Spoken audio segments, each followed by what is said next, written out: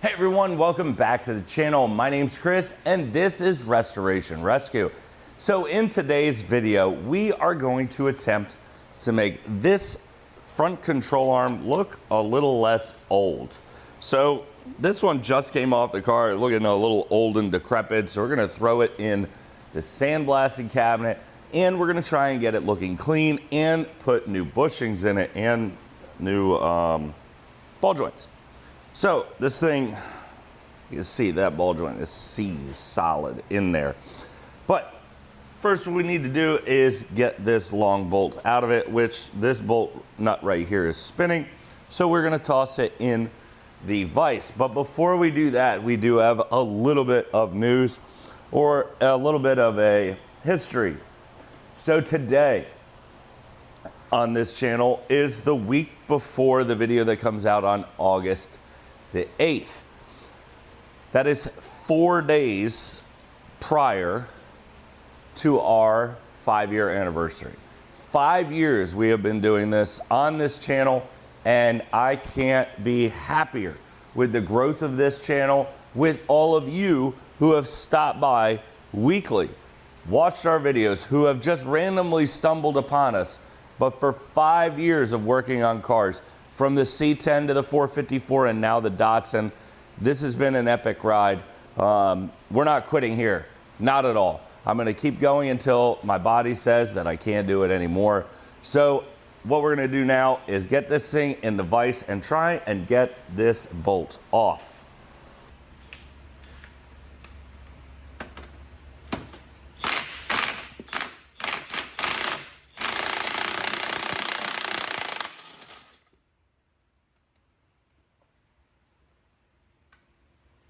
That was hot.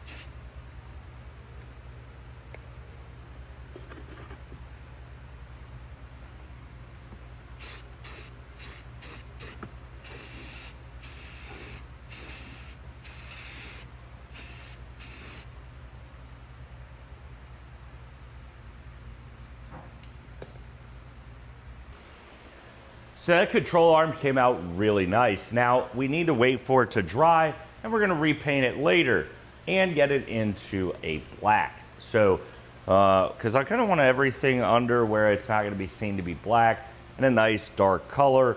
And I think it will contrast very nicely with the little fawnish, beige, you know, tan color that this was, the off-white, whatever you want to call it.